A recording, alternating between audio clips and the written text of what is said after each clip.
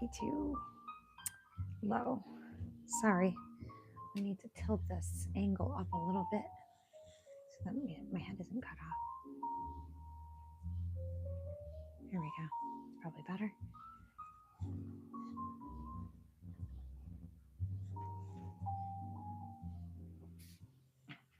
I think that'll work.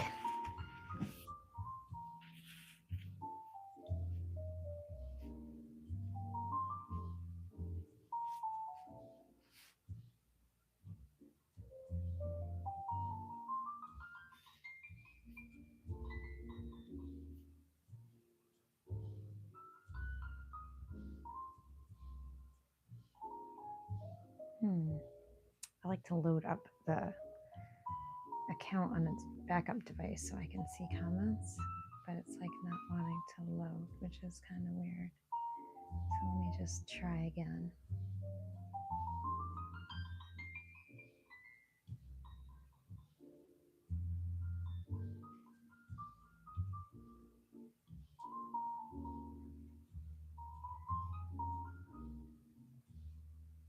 There we go.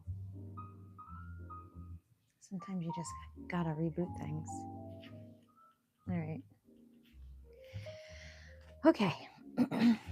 I am going to be getting to work on rescuing some of my watercolors. So the first one I want to rescue is this one.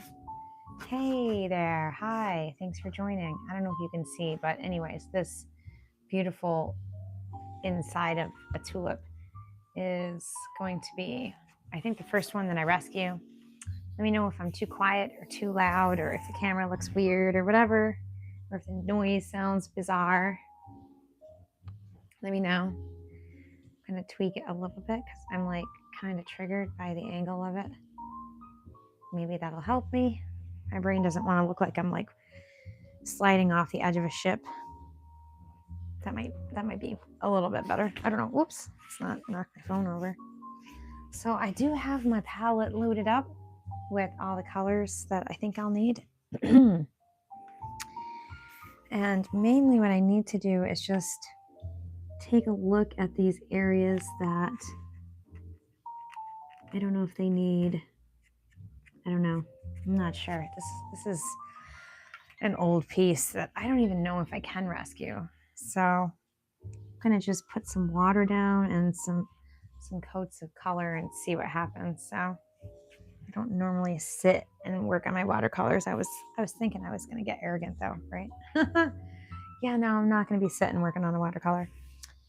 My back would like that, but the watercolor wouldn't. So yeah, so I need to rescue this because in spots there was just the what do you call it?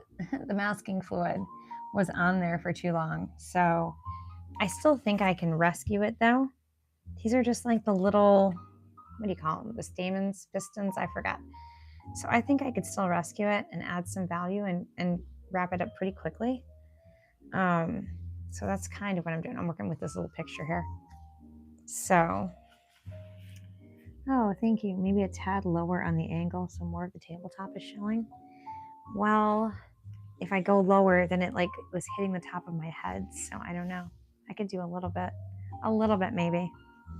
Let's just move the chair out of the way because, you know, I won't be sitting in it, right? While I'm working, it's just going to be a performative piece of furniture. So that's like maybe there. That's as far as I'm willing to go because I had my head cut off at the beginning. So I don't want to do that. There we go. I'm short enough as it is. I'm only 5 feet tall. So, all right. So I think the first thing I want to do is give myself a little intro into this piece. It's been that many years since I've worked on it. I'm going to pick the easiest things that I think I can manage to do some recovery on.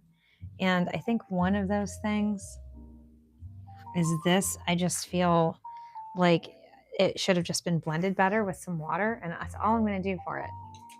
And then dry it up. So the only thing that's kind of a bummer with my watercolor classes and teaching is that I have to use a hair dryer in order to like expedite the drying so that you can watch me work. So I will have to have the hair dryer going off and on throughout this. demonstration of saving my poor watercolor. I wish I could we refinish these, William? I'm just wondering. See how the stuff's flaking off my brush because they're that old? The finish on the brush is not lasting as long as the brush, and it like chunks off. I wonder if there's a way to like repair that. Or I guess well, tape would just not be very neat, and it wouldn't work in water though. It needs to almost like have a dip in sort of like an epoxy type finish. I wonder if we could do that for some of these brushes. If the chat is open, it cuts off the top and bottom. Oh, I'm sorry about that. No, I decided to do a horizontal format for the watercolor demo because I don't know, I'm kind of stretched out, you know what I mean? So at least the spot I'm working can hopefully be a part of the horizon line. So I don't know. It's possible that that's why vertical live streams do better with visitors and such, because they more people like watch that vertical format. I don't know.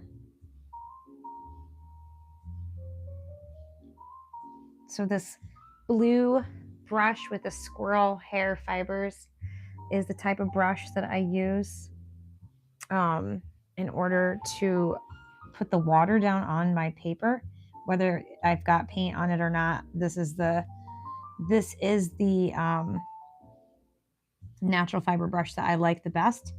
It keeps the paint from coming up, because inevitably when you paint on top of watercolor, you're going to lift up some of the color. So I like these very soft bristle brushes that can hold a ton of water but snap to a nice point, because you know, using a paintbrush is always like a matter of trying to get the most bang for your buck. So you want to be able to make as few brush strokes as possible so that you're not disturbing the surface underneath. And I have actually, like, I don't know if you can see them. I'll have to go back and watch. If you can see my 3 tubs of water, I believe in using like super, super, super clean water, a lot of water.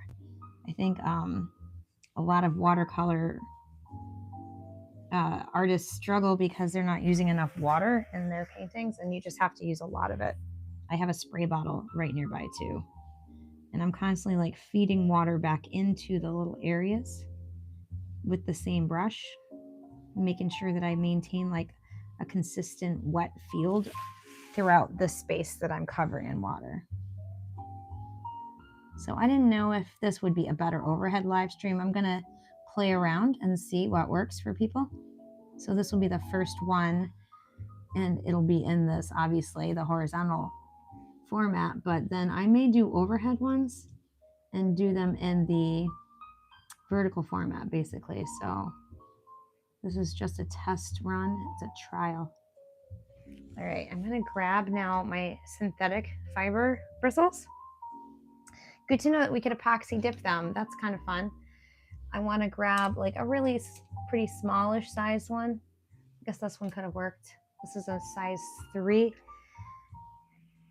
And just try to like get the paint to direct the paint a little bit. Pigment, even though it's old, it's still moving a little bit, which is amazing. So I'm just going to try to get that to fill in the little spaces that were not good. This had gotten like scraped or something. It's been around. It's been around for a while. Kind of like me.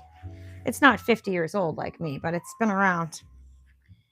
And I can't even say I'm super in love with this. I would almost like want to pull up some of this pigment right here that I'm seeing in the reference photo. I feel like this is too heavy-handed, and this has been on here for years and years. So I'm going to take my scrubber brush here that like lifts paint off the surface, and I actually need to get some new ones of these. These are really old. I've had these for 20 years as well, but they work really great to like lift paint off the surface, and it's coming right off. They're scratchy though, because they'll lift some of the paper up as well if you're using good quality, especially, which I always do.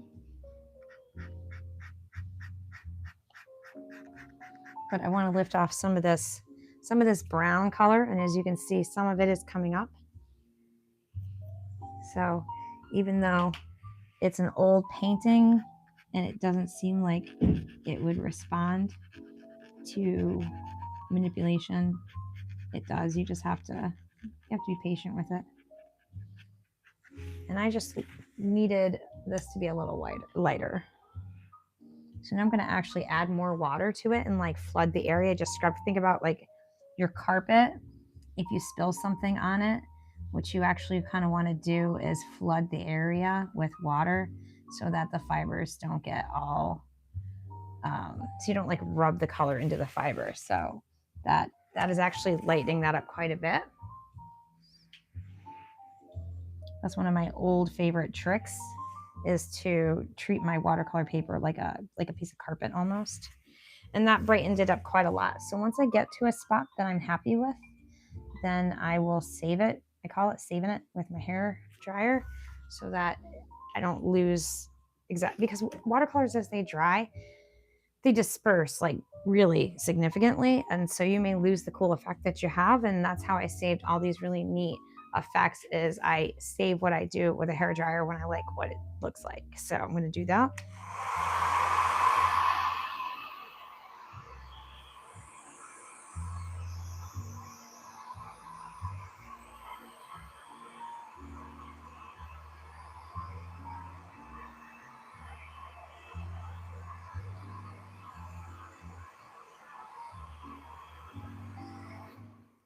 That's cool and gives me like a little boost of confidence going into this, having it be like an old project that I'm not really sure that I can salvage. So that's encouraging. I have a spot kind of like right here that also got a little bit scraped or damaged. And so there's like some red in an area where I want it to be white. And usually you would think, well, it's a watercolor. How can I do that? And again, this is old. But if you flood the area with clean water, I'm just going to do that little area, which if you'd be interested in seeing this like in an overhead orientation, definitely leave a comment and let me know. Hey, Mary, how are you? We had a great time. So you know what's really cool is if you're following me on Facebook now, How Caverns, they like picked us out from the crowd when we first got there. I wanted to get there early. I was so nervous that we were going to miss the tour. So I was there at like 12:15. I insisted us getting there early. And so we got picked out to be like interviewed by them to be featured on their Facebook page. And in exchange for that, we would get some swag. So we got like t-shirts and sweatshirts and free fudge. And they posted our picture on Facebook, which I have reposted.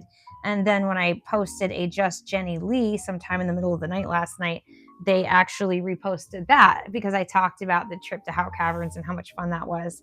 And I'm really excited at the artwork that will come from that. I'm thinking watercolors, but it could be pastels as well. I'm not sure yet. I'm going to go through the pictures and see which ones I like and which ones I want to turn into some paintings. But that could be a really fun collaboration with them because they have this adorable gift shop, a lot of like How Caverns, cavern related stuff, but like different artisans there and whatnot. But what I didn't see was I didn't see any cave paintings. And I thought how cool, because the caves were full of all these different lights and formations, and it's just really beautiful to look at.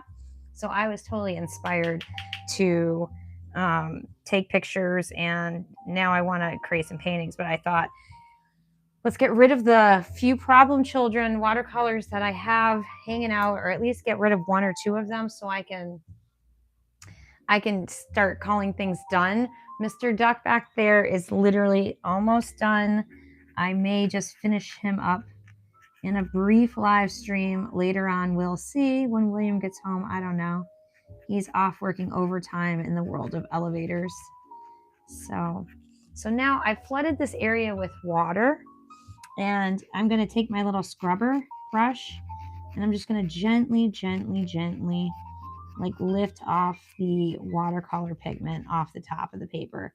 And I'm trying really hard not to damage it. And I'm not even going to wipe it away yet. I'm going to actually add more water to it so that I can really flush out the fibers, because this is a cotton paper. And so it responds really well if you treated it like it was a fabric with a stain on it, as opposed to if you treat it like paper.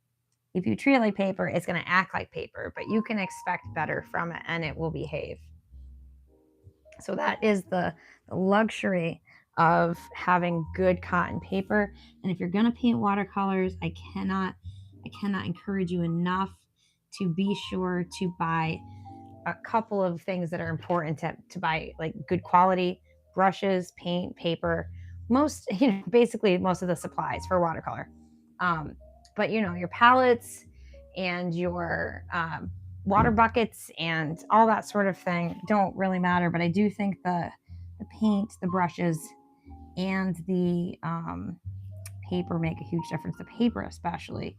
You can almost get away with crappy watercolors. Not really crappy, but like mediocre if you have really good paper.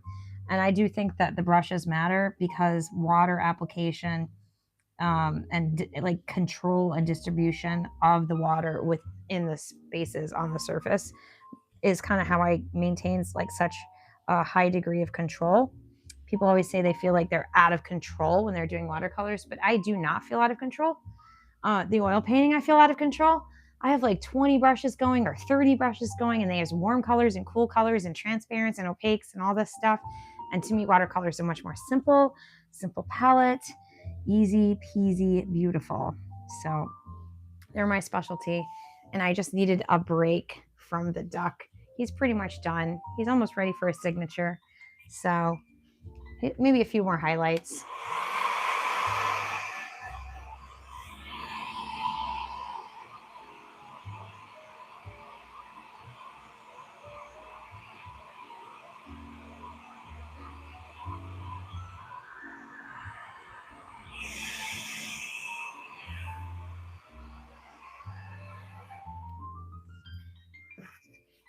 I'm going to work my way basically towards the little tendril things, the pistons, stamens. I need to look it up. All my devices are being used right now, so I don't know what the little yellow bits are in the middle. It's pistons or stamens. I can't remember. But I'm going to sort of converge on them with all the petals that have like issues, but the problem petals, some of them have to be like maybe the edges reworked. Some of them accidentally got scraped. In a few spots, the paint was like cracking. So that worked pretty good, but I almost feel like it's going to need another layer of paint over that because it's just like got, I don't know. It somehow got like scratched or something, but it's not a big deal. I can add more paint to that. I just wanted to see how this would respond to getting re-wet. So I do remember that the original color I had used for this was Perylene Maroon. And I also forgot to grab my sketchbook that I could make my colors on. So hang on, it's right here. I have to grab it, my color book. So let's see. What do I have out on here? I've got New Gamboge for sure. And Indian Yellow.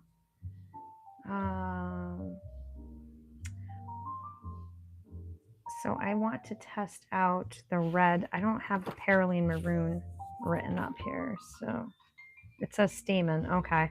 So stamens. People think I'm like a biologist because I paint flowers. And I'm like, no, that's the last thing I am.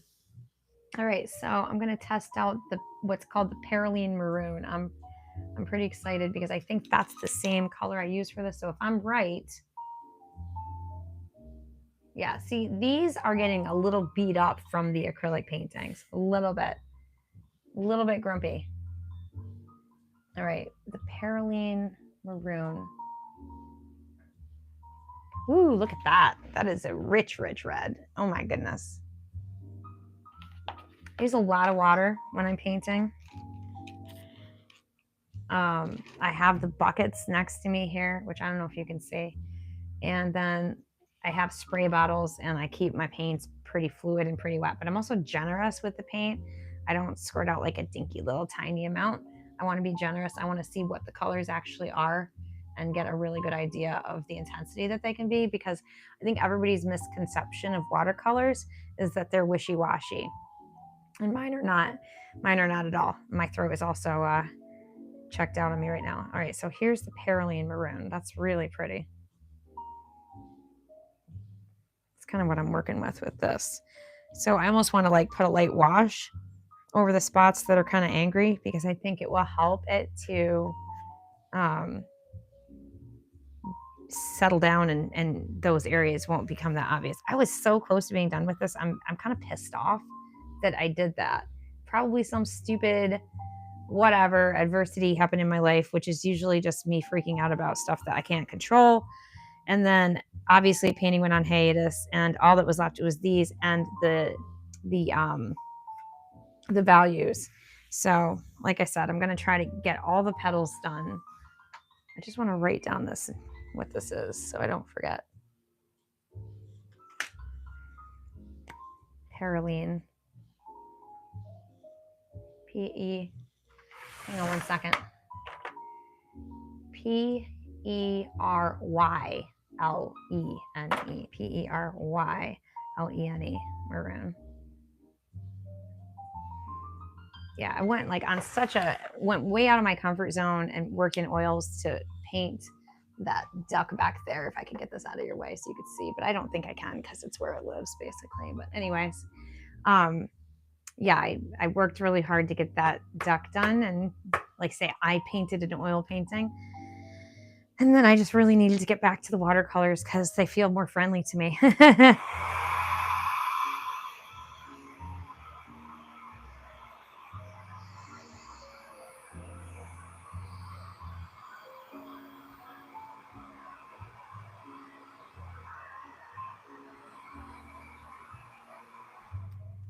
Well, you must be really excited to be leaving soon, because I noticed you hadn't really taken any leftovers for lunch today, and I felt sad because I was like, what is that all about? So he's always like doing things like cleaning the kitchen, and we like to make these things called Parmesan crisps. And so like I woke up to beautiful freshly made Parmesan crisps, but come to find out he hadn't taken anything for lunch today. So I don't know how I feel about that, William. I don't know how I feel about that. It's very sweet, but I won't die without you. I had all kinds of other leftovers I dug into today.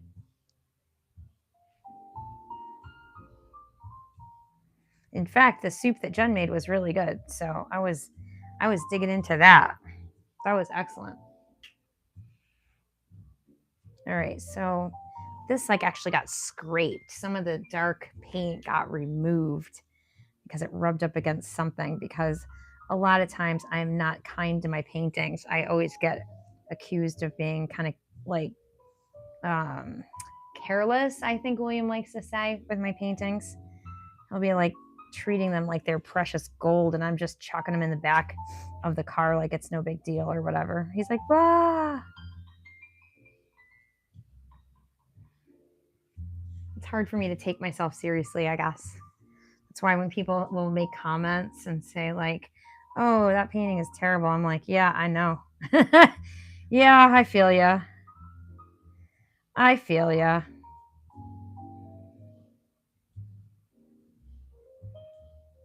I like this painting a lot, actually. So I want to save it. I don't want it to go by the wayside.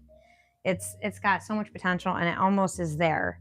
It's so close to being done, and it's just a shame, honestly, to let it go by the wayside and not finish it. So this is going to be not just the year of showing up for myself consistently, which I'm still not showing up for myself as much as I would like to. Like, I want to get back into working out. Haven't done that yet.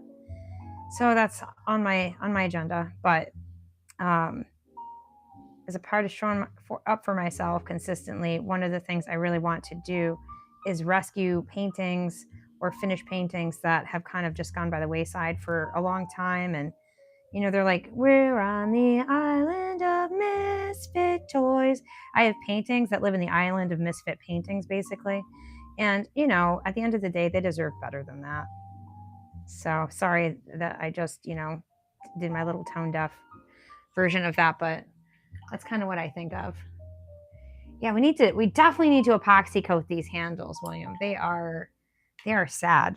All right, I'm going to be dropping a little bit of pigment into this just to help it cover up the area that kind of got scraped up.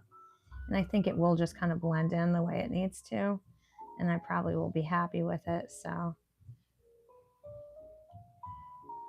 it's got a nice, deep, rusty red color to it. I dig this color a lot. It's pretty.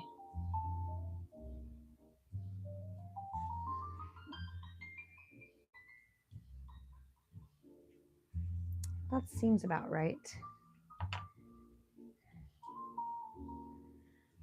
Yeah, that was a good soup. She made a good soup. I was like, wow, lady, you say you can't cook at all, but I don't know. That was good.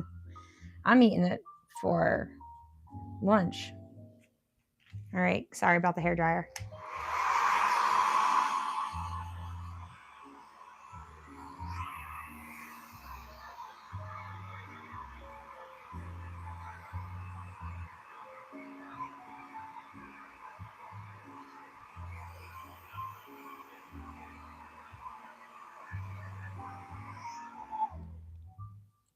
Sometimes if I feel like I'm getting like a weird edge, I can fix it if there's like a wet edge somewhere else. I don't know how to describe it, but I feel like watercolors is a lot of controlling wet edges and how it dries, essentially.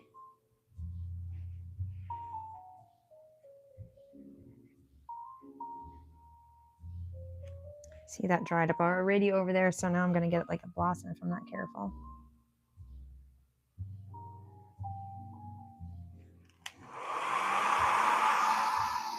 Sometimes I mess with it and I shouldn't.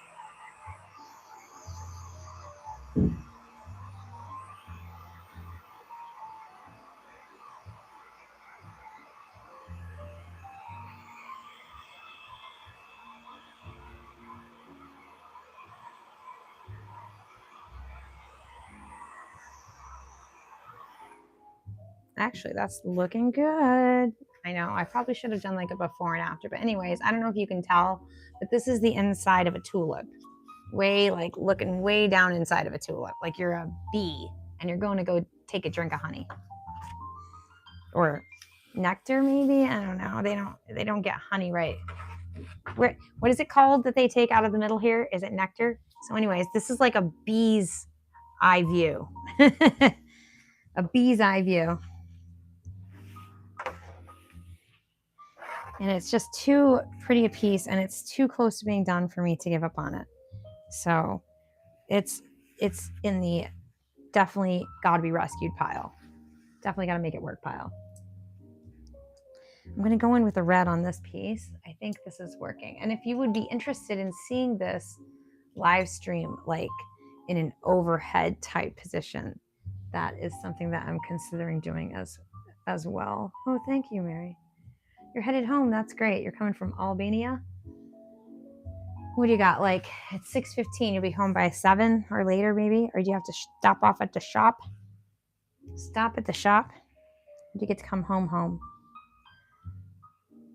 So I use these blue brushes basically exclusively for applying water. I really try not to manipulate any of the pigment with the blue brush. They're just, I try to like use them as little as possible just for water. And over the years, I've had some of these for 20 plus years, 23, 25, almost some of them. And they're still in beautiful, beautiful condition. And the reason why is because I only use them to apply water. And they're expensive brushes. This one back in the day was $50 in the year like 2000 when I bought it, or 2001. And then my daughter went and like gave it a little tiny haircut, and it still has the hairs when she was a toddler. It still has like a little spot where it's trimmed. And I was like, "Wah!" She's 25 now, so we like to laugh about that. But that's that little cut bit of the hairbrush, or the paintbrush, just reminds me of what it was like to have a toddler in an art studio. She kind of grew up in the studio. We were going to do a Just Jenny Lee when she came to visit about what it was like to have an artist mom, but we were busy just doing a bunch of stuff. And I didn't want to nag her too much to do too much with me. But I asked her like do you have any friends that have, you know, artist parents or whatever? And she was like, no, I'm it. I'm the only one. And I was like, wow, is that a good thing, a bad thing? I don't know. She was like, yeah, no, you're it, Mom. Like, okay, sorry, I guess. Not in a bad way. I think it's just obviously a unique type of experience. Everyone probably talking about like, what did your mom and dad do? And, you know, so.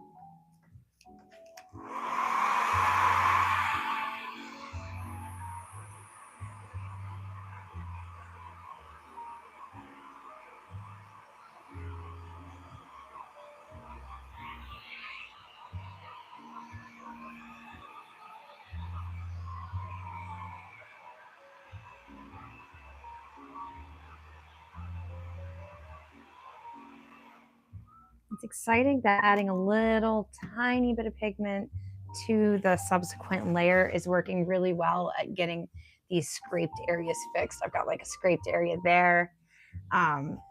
So there's several of them, and just wetting it didn't seem to do it, but in a couple spots where I've added some pigment, perfect chef's kiss, they say. Oh my gosh, your kid's gonna be 40 next month. That's amazing. Wow. Do you just have the one? That's incredible. I want to say congratulations, but probably you don't want to hear like congratulations for your kid being 40. I'm not sure I would either, but you know what I'm saying. All right, I had to look at that. Sorry. It's a tiny little photo that I'm trying to work with to create this giant bee's eye view. So I have to like zoom in with my magnifying glass eyesight. The reason why I use the hairdryer too is because it makes it much easier to like work adjacent sections quicker. I don't usually do them back to back, but I can do it a little more quickly. Looks like I was almost hacking away at spots of this. So this will be interesting. This will be very interesting to revive, but I'm doing it. I'm doing it anyways. I don't care. I don't care if it has to go mix media with water-based media and like putting gouache down. Whatever it takes, it doesn't matter. It's getting revived. Once I, you know, decided to sink my teeth into it, I was like kind of needing a breather from the duck, and just to walk away from him for even a few hours or the day is very helpful for me to reevaluate where I'm at with it. Maybe I'm being too precious. Maybe I can be done with it. Maybe it just needs a few touch-ups. I don't know. But I need a day away from it. I'd already taken some time away from it, but last night was so incredibly productive that now I need another little breather from him. So I got way further along than I had expected. So that was cool. Just kind of like started to come together. And I was probably not that far away to begin with, and I just didn't realize it. And sometimes it's kind of crazy, like to do a live stream and feel like there's so many people watching is like unnerving for me. So I kind of know that certain things will get more activity than other things, and I might go towards something that feels a little more low key, I guess. A little more chill. So right now what I'm doing is I'm using the squirrel hair brushes to put down a layer of water on top of this really pretty heavily applied pigment so that I can smooth out the areas that got scraped up and just maybe also delineate them a little better where there might, you know, where it might benefit from a little bit more color. Once I move out of the little tiny tight sections, then I usually will like jump up a brush size.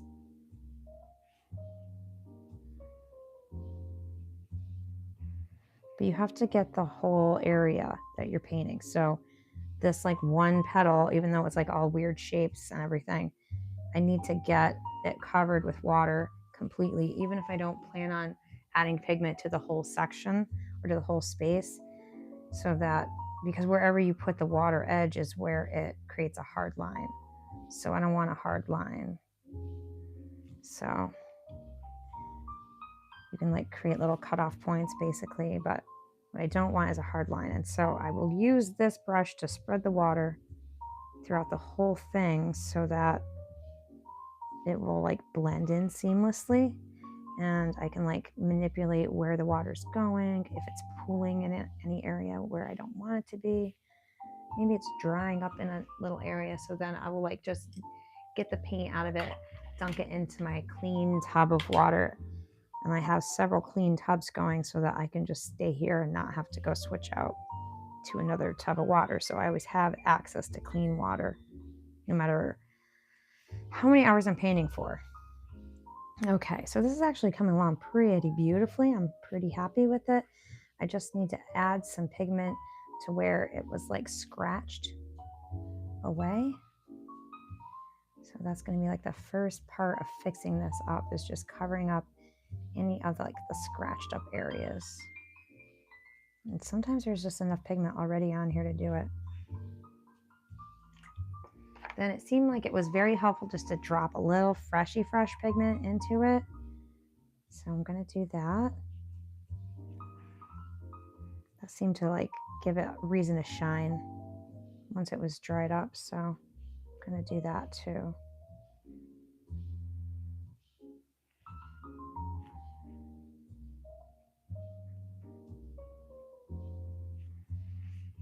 All right, I think that's pretty good. Maybe a little bit right there. Okay. I like to keep everything kind of wet, so.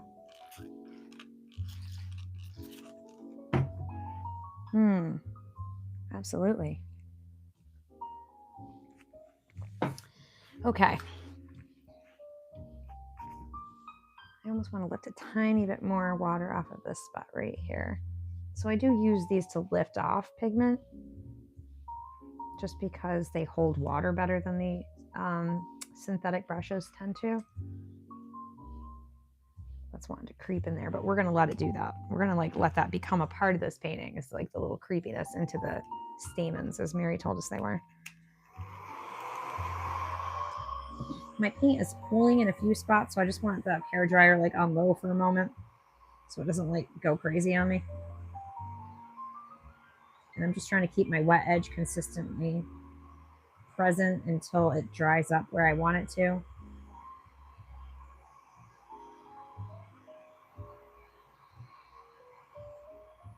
Let's see what we got.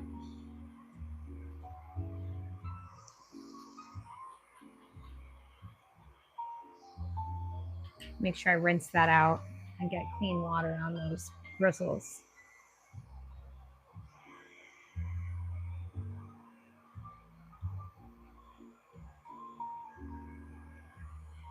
Probably safe to go on high now.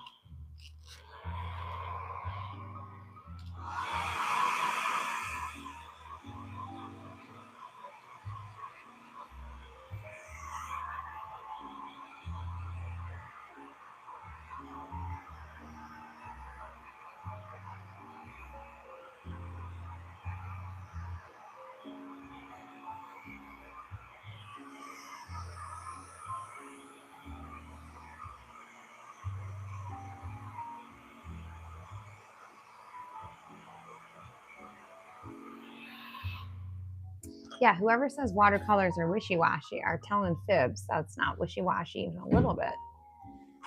And it will all come together once I get some values thrown into the background, into the piece, because it's also very shy in values. It's very monochromatic. It's basically the maroon in all the various iterations, you know, from the very lightest light version of it to the very darkest dark. And then there are some greens and browns in here, but for the most part, it's just a huge monochromatic piece at the moment.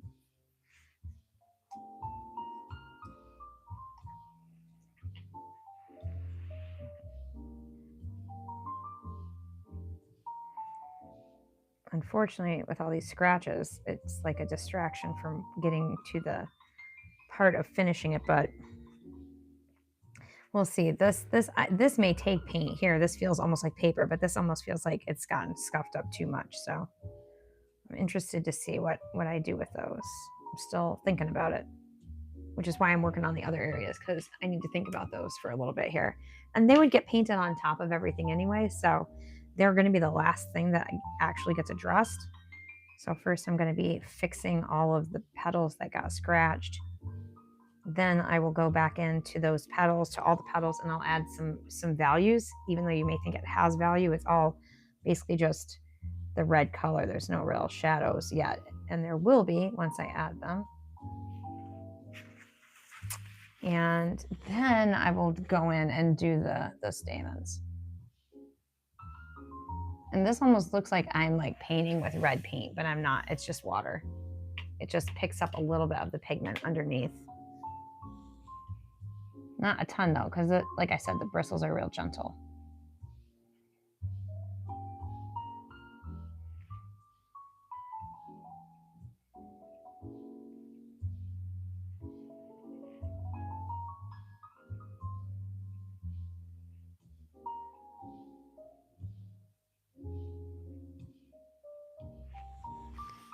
All right, perfect.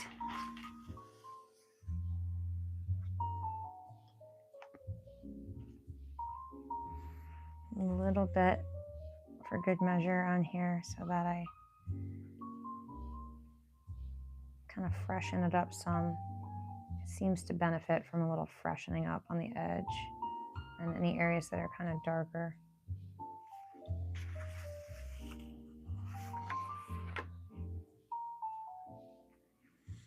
And if I don't feel like there's enough water like I feel right now, it almost could use a tiny bit more water, then I just will go back in and add it with my brush here, my blue brush, my water brush. And smooth it out. And again, I'm not applying any pigment with this, but I can't help but manipulate it a little bit as I'm moving the water around. It just happens naturally.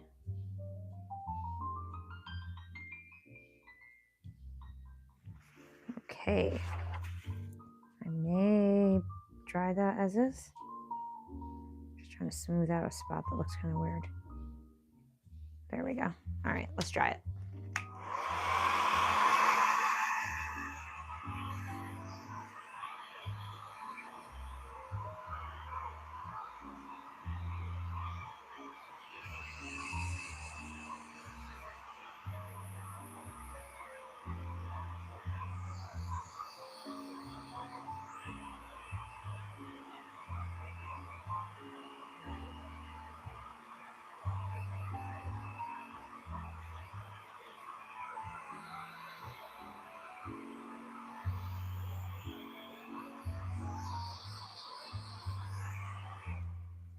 And in order to paint like on the space next to it, or even on the space that I just was messing with, it needs to be like what's called bone dry, which means it just needs to be super, super dry. I prefer it almost to be warm to the touch. That's what's ideal. I'm looking at this one and I don't like how that turned out, really. I would change that. We'll see. I may remove some of that. So that's the other thing is like with watercolors, people think you can't like lift anything off, but I do that all the time. You can, you just have to know how to do it. So already these petals are looking a lot better with some of this extra pigment that's helping to hide some of these boo-boos that got created from letting it sit there for so long. I think I'm gonna do this one next, maybe. Sorry, my eyes can't really see what I'm looking at. I could almost do that too. There's a little, I think the pistons are the ones in the middle. So there's a little piston here that's kind of scratched up. So I'm actually gonna do him real fast. So I'm just gonna fill it in, even though it's like really dark brown, I'm just gonna fill it in with water first and give myself like a little field of water to float the pigment into. So even though this is already like pretty dark, I'm just gonna give my pigment like a space to flow. So now that I feel like the water on there is nice and evenly distributed, I'm gonna just grab some of this maroon and add it to this. And I think it will work just fine on the brown. I think it will give it a little bit more warmth and fill in those little scratches perfectly.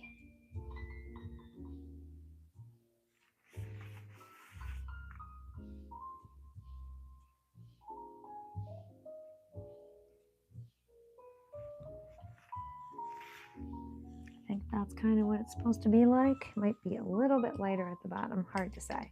The picture is so tiny, I can barely tell what I'm looking at.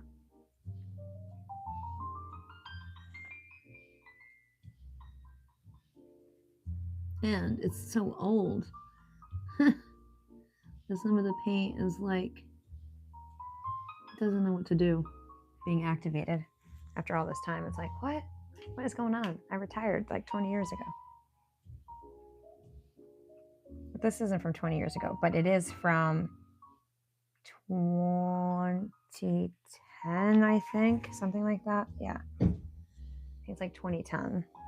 So could have been, you know, could have been 20 years ago. It's close. It's getting there.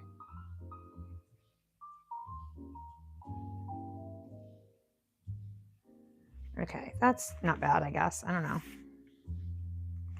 We're gonna go with it. We're gonna go with it.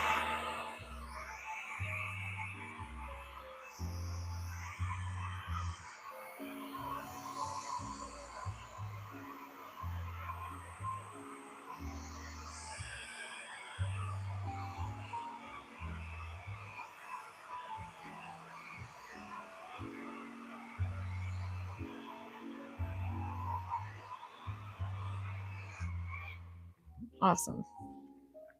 These are probably dry enough for me to work next to. I don't want to like risk it. You do this one down here and then back up to this one. I like to like hop, skip, and jump around so that I don't contaminate the other areas, which is always pretty important actually. So, oh yes, absolutely, Mary. Fortune does favor the brave. I feel like it takes bravery to get on a live stream and stumble through a painting, which normally back in the day you would just like sweat it out in your studio by yourself with no one watching you, with no one like, you know, it feels very observed to paint in front of other people. And I used to do like live demos. They didn't really bother me because most of the time when you do a live demo, people are just sort of walking by and they may stop for like a few minutes, but most of the time it's kind of just, you know, passing by for a few minutes at a shot. So when I first thought I'm going to start doing my art live stream like it's an art demo, like I used to do, I was like, oh, that's going to be perfect. That's exactly right up my alley. That will make sense to me, and it does. Except for I've noticed that people aren't just coming for 5 minutes though, or 3 minutes. Sometimes people will come and sit and hang out, which is a little bit more interesting. So I've had to learn to adapt to that. But it's actually really nice to have company. Like Mary comes and hangs out a lot of the time, which is so fun, and I'm so grateful for. We were working hard on the duck last night, Mary, and it was nearing completion. And I was like very busy. I had a bunch of people in the room and in the chat, I guess I would say. And I was like, I wonder where Mary is, because it just didn't seem like quite the party without you. It's not the same. All right, I'm going to add a little bit to this just to help it cover up some of the grumpy spots that didn't turn out. All right.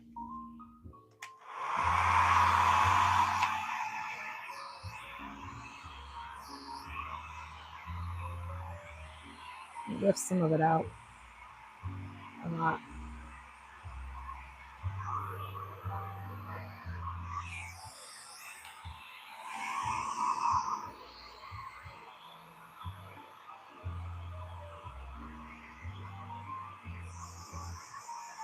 Oh, nice. Today is your birthday. Happy birthday. Yay. Congrats. Congrats. I hope you have a really fun birthday. That's very fun. We take time off too. We went to Lake George to the carnival, winter carnival. That was fun.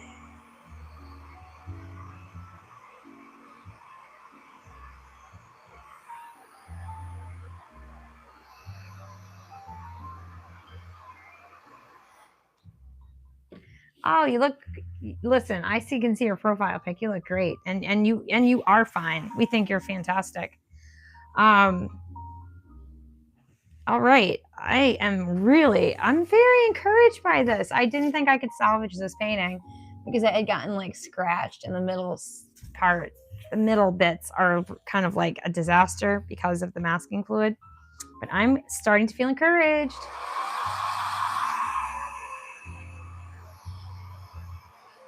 Thank you. Thank you. Thank you.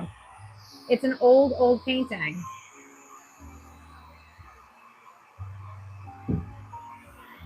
I started it like 15 years ago and I just stopped. You know what it was? I had a mass. They found a mass on my liver, and I was in business for myself. I had a frame shop and a classroom, and I had like other artists coming in and teaching classes, and I did custom framing and taught classes, and I sold artwork. Um, like people could come sell their artwork with me and pay a little bit of a commission and whatnot. So I had a little shop, and they found a mass on my liver, and so during that was when I was in the middle of like working on this painting and a few other paintings during this time. And I was in a not good relationship with somebody who ended up like leaving me while I was in the hospital essentially and got engaged to somebody else. And I don't know, I didn't know the whole story, but in any case, I ended up closing my shop, packing up my entire studio and life and everything. And living in a temporary place for a year or so in an apartment above my parents. And then this painting went by the wayside. And when I came back to painting, it was kind of like it was a painful memory. It was a painful thing to think about. I just, didn't want to relive it. Kind of like the duck, my friend passed away when I started the duck. Sometimes it seems like if you're an artist, there's going to be times in your life where you're making art and bad things happen. And so like that has happened to me on a couple of occasions. And so like those paintings just become like intrinsically linked to the negative experience that I'm going through. So this was kind of one of those. And it wasn't like I was really lost for the guy, because honestly I knew he was really not a great person. But the whole enthusiasm that I had for what I was doing in the frame shop and all that kind of like just it was hard. I had a very long recovery. It was a very extensive surgery, and I had to have another surgery, and so all of this went by the wayside because I needed to just like manage my health, and I had my daughter to worry about and other things in my life that were, I don't want to say more important than art, but somehow just took priority over the art at the time. And so this is one of those pieces that just got kind of forgotten and fell by the wayside. And now I'm picking up again to see if what can be seen about it, what to see what there is to see. So it's kind of where I'm at with it.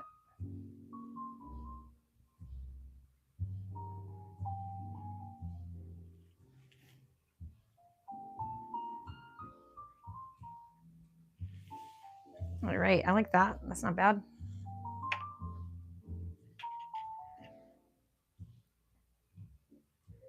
Yes. Yep, for sure, Mary. So are you going to do anything fun for your birthday? You said you were preparing yesterday for it today.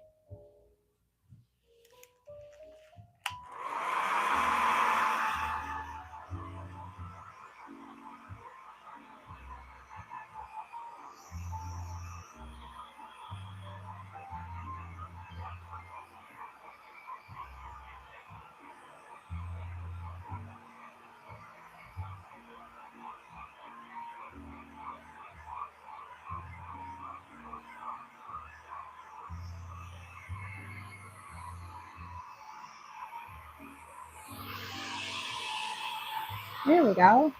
There we go. There we go. Man, they are just coming together one after the other. This won't be as hard as I thought it was going to be. I'm pretty excited. And it's fun to see the bee's eye view on the screen. It's definitely more fun to look at than in person, because in person all I can see is how messy that area looks, and it sort of makes me crazy. All right, so I'm going to come back over to here and then maybe work on these. And then I'm going to have to start making decisions about like the values in the reference photo, where I want to put some, because there definitely need to be some. Even if I'm gentle with them, I don't think it's going to work without any values added to it. I made a lot of the value with the actual maroon itself, but I still think it needs a little bit of something. So the question is going to be, what does it look like? So I'm not sure yet. I haven't figured that out yet. Still thinking about it. Oh, thank you. You made a pot roast and a cake, play games all day. Oh, that's so fun. I love game days. Those are my favorite.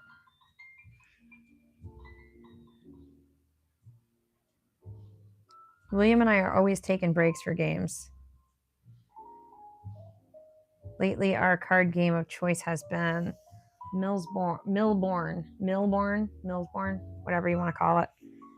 But we also really like a card game called Bonanza, or what we affectionately call the Bean Game.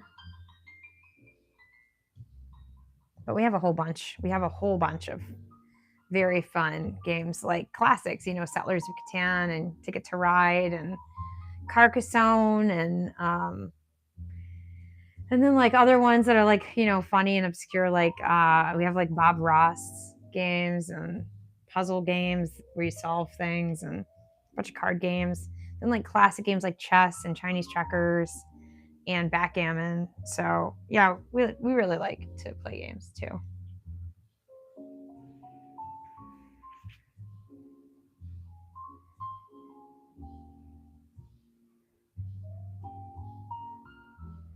You can't go wrong with a pot roast for your birthday.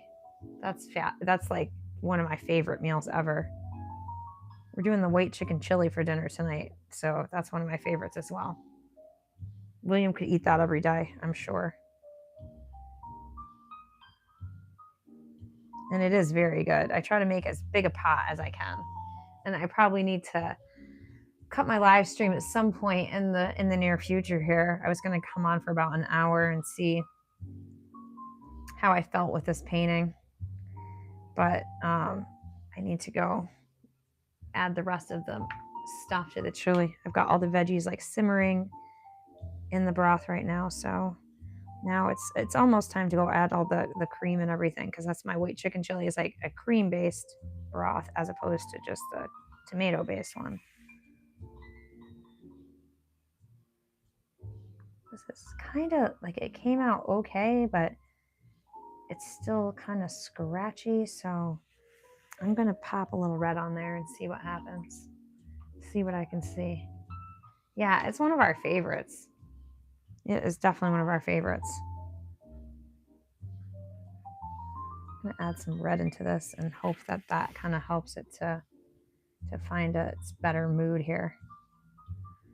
It's not liking the brown straight up at all.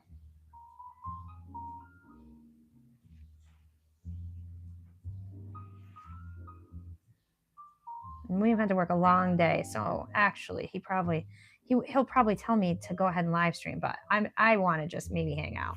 I hope he doesn't mind. It gets lonely here without him. Long days here in the studio sometimes. Although today, Mary, oh my gosh, you wouldn't know this because I'm vlogging it, but I haven't said it on this live stream. Is today I spent a good amount of time working on my website, and we've done a practice purchase, and everything went through, and I'm so excited. I can't wait to launch it. I'm just working on like transferring domain names and getting like tax rates set up. This is going to be an interesting challenge as this bleeds into the areas that it's not supposed to go, but I'm going to make this work. I'm going to make this work.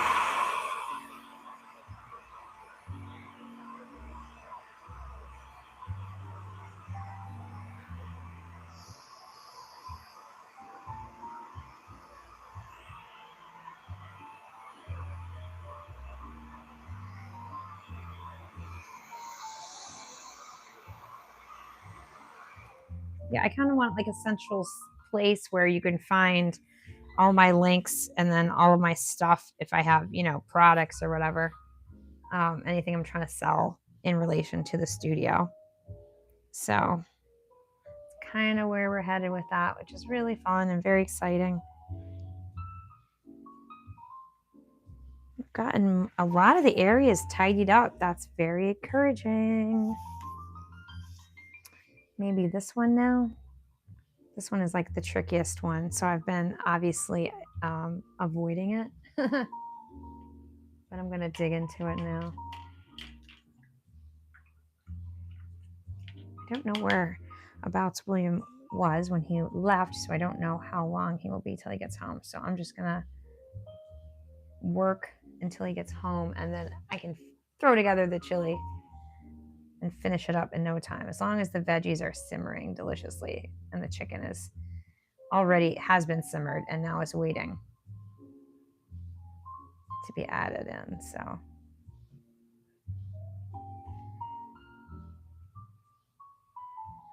but I thought it would really boost my creative juices if I sat here and played with a watercolor that if I messed it up, I guess no harm, no foul. It's already been messed up for years. So I thought it would be kind of fun just to see what happened with it if I played around with it for a little bit.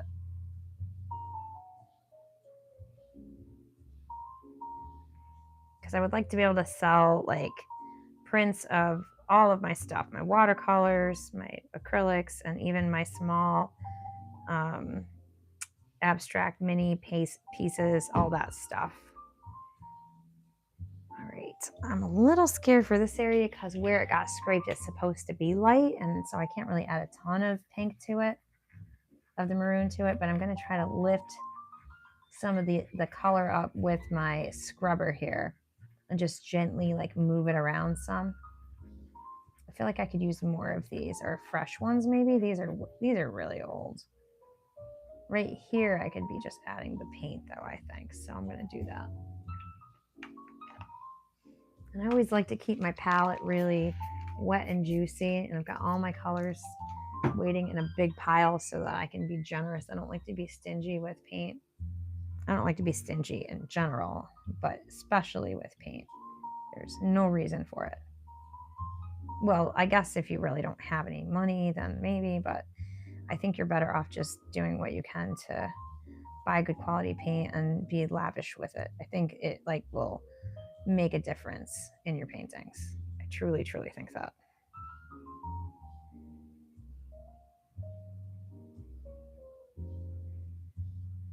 Okay, not bad. That's looking pretty good actually.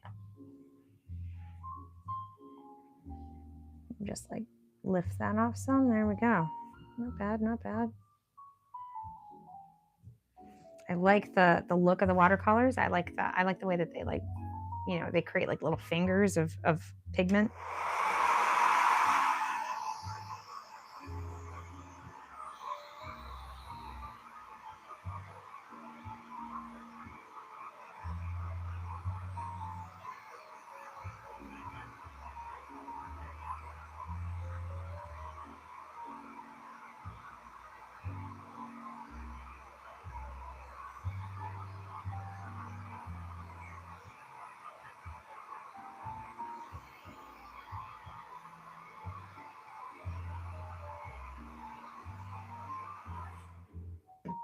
Not bad. Wow. Listen, this thing was like scratched to HE double hockey stick, and somehow they've almost all been eliminated. So exciting.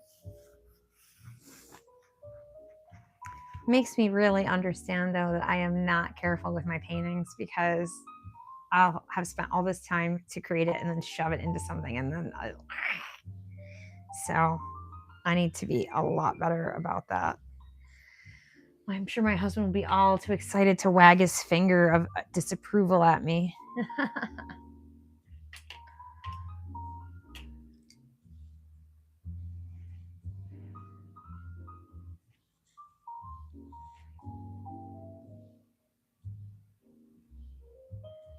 This has been one of my favorite compositions for the longest time.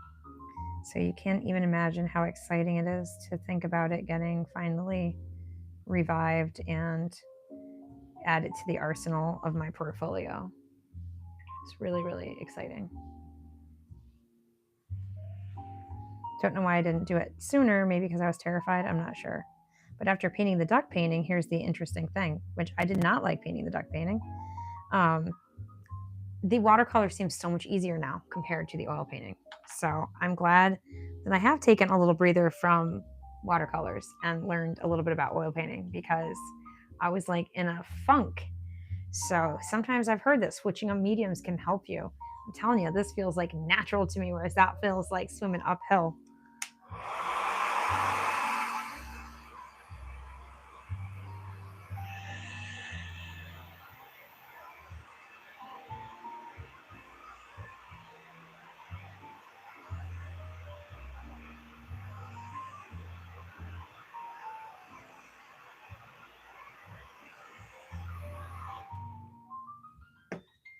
Alrighty. Looks like maybe this space and this space are like the last two that really need to have the red applied, and then it will be time for a little bit of values. And I don't think I have to go crazy. I think I can be subtle.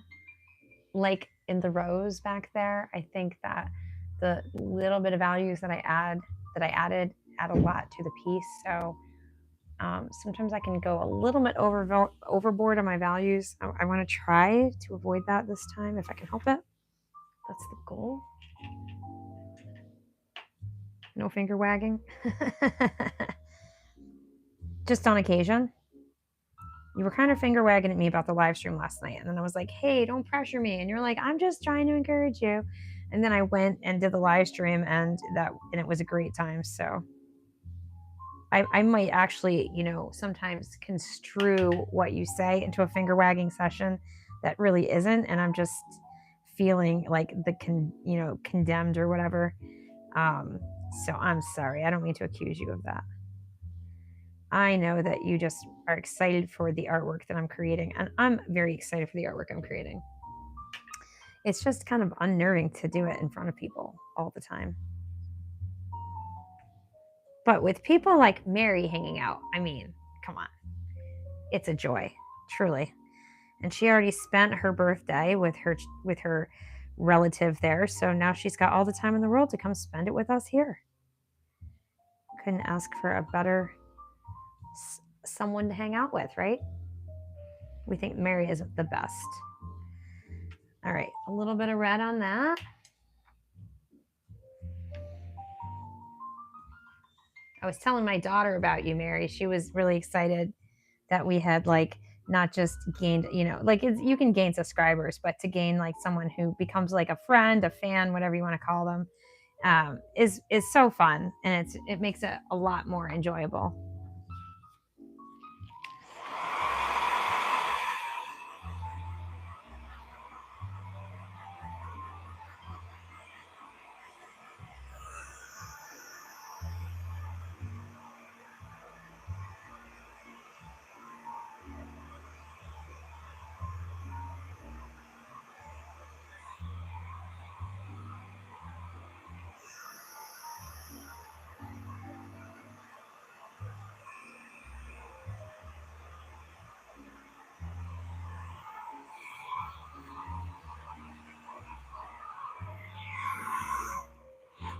Awesome. That is perfect.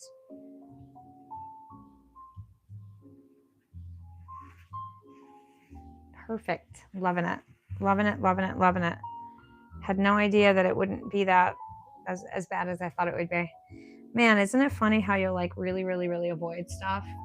Like sending that email or making that phone call.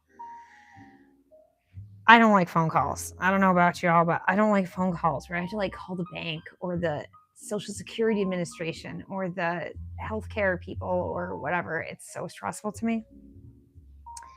Yeah, it's almost like I would rather figure out how to paint a painting than to have to make any of those calls. But sometimes the paintings get to the point where I'm like, they feel like that. And sometimes going on a live stream while I'm painting feels like that too. Like, oh, I don't know if I really want to go check that email.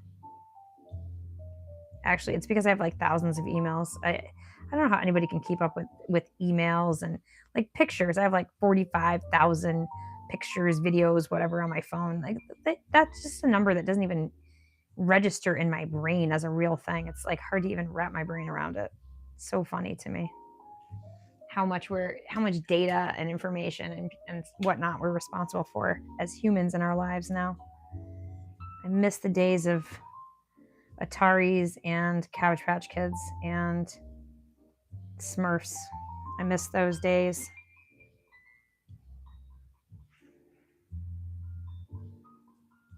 Are we better off for everything we have? I don't know. It doesn't always seem like it. Kind of went outside the line a little bit, but I'll have to fix it after in the next pass here.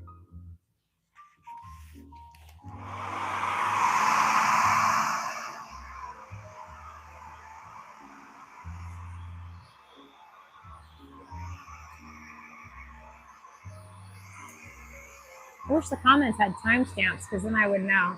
It says we've been on for 70 minutes, so that's a little over an hour. So you can't be that far away now.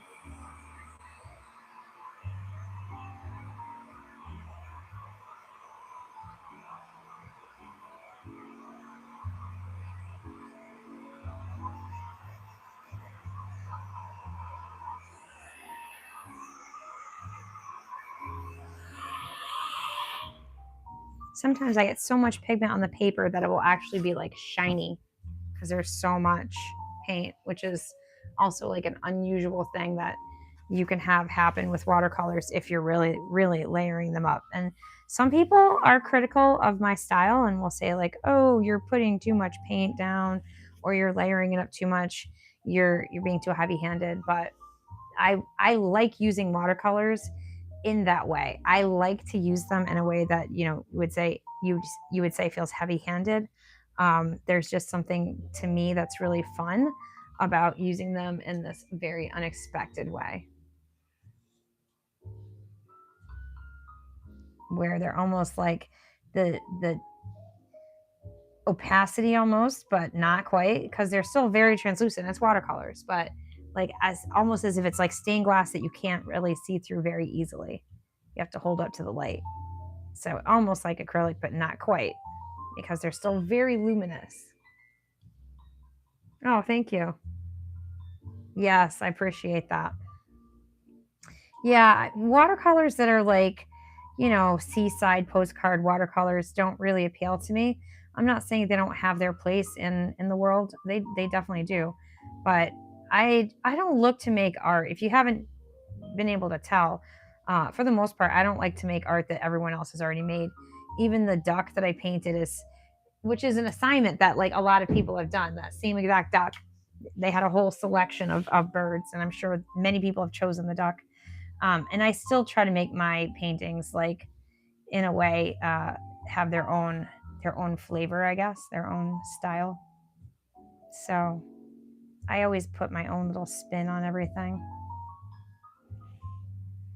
And who's to say that it's not the right spin, I think it's really fascinating that, like, in art school, the teacher would give out an assignment to 25 different people, and 25 different people would come up with like 25 different interpretations of the same assignment. Always really fascinating to me, especially sculpture class. I took a bunch of sculpture in college just because a lot of times you're just like, you have to take whatever classes are, available to you. So I ended up taking a lot of sculpture, and sculpture classes, I feel like you can see so much variety in how people will interpret an assignment. I just think it's really fascinating. All right, a little bit of maroon in this last little petal here that was scratched up. That might be all of them. I think that might be all of the petals that had like a pretty ugly gouge in them. And you wouldn't even know it. They just came out beautifully. So that's encouraging.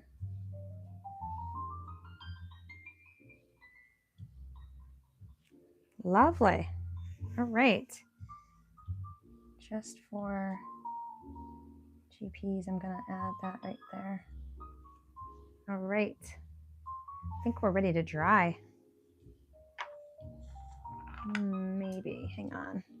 I want to just lift off a little bit of this right here.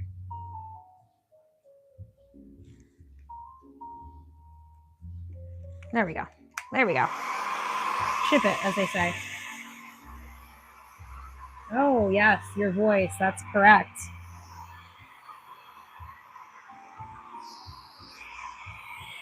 Are you a writer, Mary?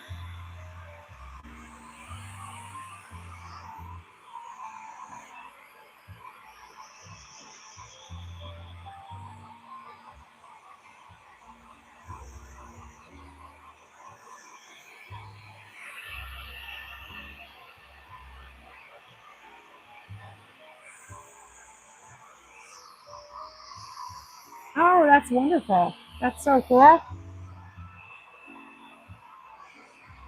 I like to think I can write, but I really don't like to. I always keep a journal, but I'll like end up writing like the briefest sentence because I don't really feel like writing. I love to read though. And it's not, I like to write. Like I like to do papers and assignments and stuff, but as far as like writing my own stuff, I end up just doing better being in front of a canvas or a piece of paper that I'm not putting words on and I'm putting an image on. I tend to be a lot more like dedicated to getting it done. So it's not like I've never written anything. I have. I just haven't done much with anything.